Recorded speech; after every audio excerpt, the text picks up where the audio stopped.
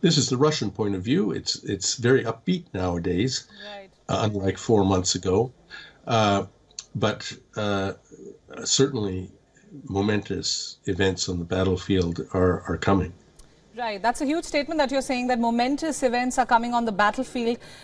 He's also very squarely putting the blame on the West. That's something that's emerging, the narrative that's emerging from the statements coming in.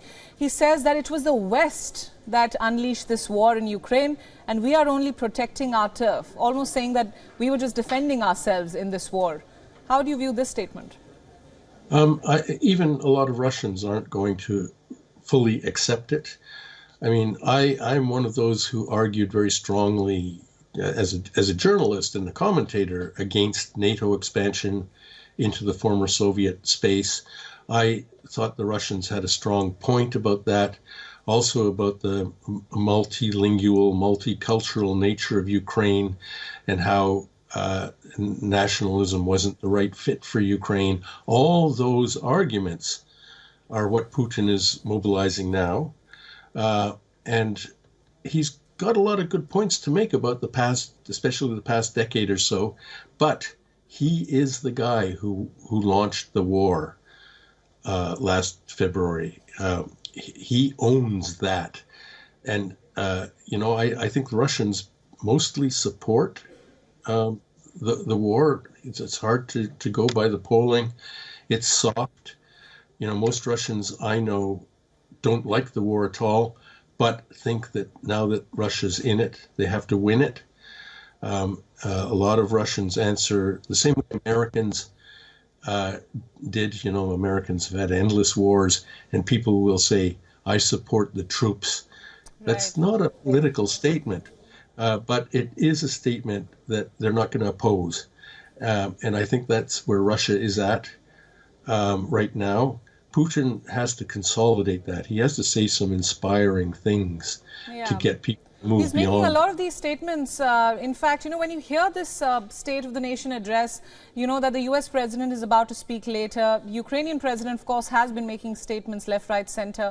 Do you see any kind of war fatigue settling in? And do you see any way in which we may actually have a peaceful dialogue on the table between the stakeholders in this war and see an end to the war in the coming days or weeks?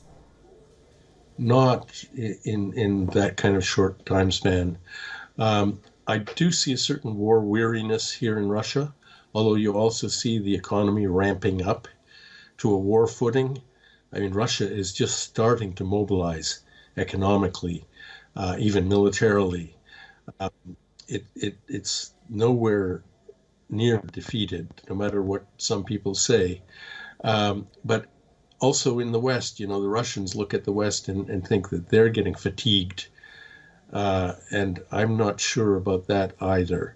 Biden's trip to Kyiv yesterday did show a strong commitment by the United States establishment to support Ukraine.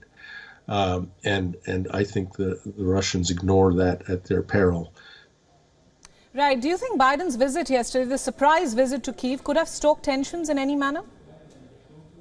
No, you see, the Americans did tell the Russians in advance that he was coming. I mean, all that business with air raid sirens and so on seems to have been just, window dressing. They obviously agreed in advance that the Russians wouldn't attack Kiev while Biden was there. So I think there is underneath the surface still some kind of dialogue going on. They're talking to each other, trying to avoid bad accidents. There's some element of stage management still going on between the United States and Russia, and that's good. Right. But I don't think there are the conditions for any kind of peaceful settlement that could be mutually agreeable are anywhere near the horizon. Right, Fred, that brings me to my next question. We've been viewing these statements in context of course, what Russia is saying. We will wait to hear the US side of things. Russia has also sustained huge losses on the battleground, but we also hear news reports which say that Russia is expected to launch a fresh offensive in spring. So the timing of this State of Nation address is also crucial. What's your view? Yes, well, I'm not a military historian. I'm not an expert on war, and I know that they're very unpredictable. And when people ask me about this, I generally say that the math favors Russia. Russia has now, I mean, given realities, about 4 times Ukraine's population. It has an industrial base that is just, as I said, just getting ramped up to a war footing. Ukraine, on the other hand, is in its 6th mobilization. It's scraping the streets for able-bodied men to send to the front. Its industrial base is destroyed. Its economy is a shambles. No matter how the war ends, even if it ends today, Ukraine is in dire straits for decades to come, and this is a huge tragedy. Right. I'm not celebrating that at all. But the odds for Russia in the long term winning, in some sense, are very strong. No matter what kind of back and forth there has been in the past year, wars sometimes go this way, they surge this way, they surge that way. But in the end, the mathematics tend to prevail.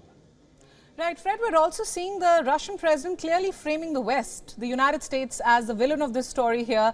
He's saying that we are not at war with the people of Ukraine and is blaming the West squarely. Could this lead to a possible conversation between Zelensky and Putin?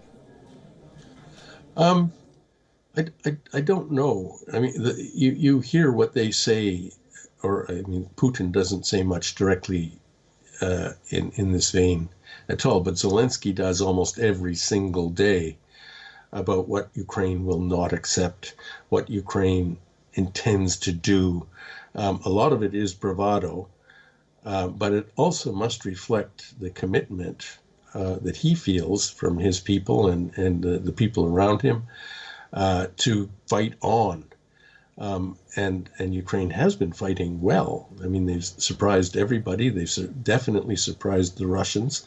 I know Russian war correspondents down there all the time, and they speak very highly of the Ukrainians. They will not, say bad things about them as soldiers. They clearly have made an impression. And as long as that fighting spirit is alive in Kyiv, I think that and they have to have ammunition. I mean, there are some reports that they're running out of ammunition. They need the ammunition, but as long as the West is able to provide that and other forms of support, financial backing and whatnot, I think that this is going to go on for months, right, if not years. Now, Putin is also accusing the West of Russophobia. He says that they want to take us off the map. Now, that's once again a very strong statement. He's trying to evoke a lot of nationalistic sentiment also, it seems. How do you see the West responding? He's also saying that the longer that long-range weapons are being sent to Ukraine, the more we will defend. So there's a clear ultimatum there to the West, NATO and its allies in particular.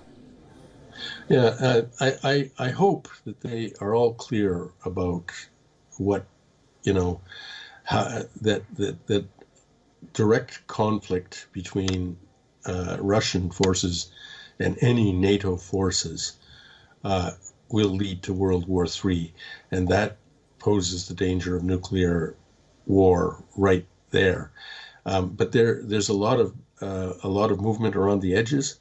The lines are not clearly drawn, and indeed in the West they keep pushing over these lines, providing more advanced, more sophisticated weaponry to Ukraine. I think the business of long-range is the most dangerous one because the Ukrainians will use those to strike Crimea and perhaps to strike major Russian cities.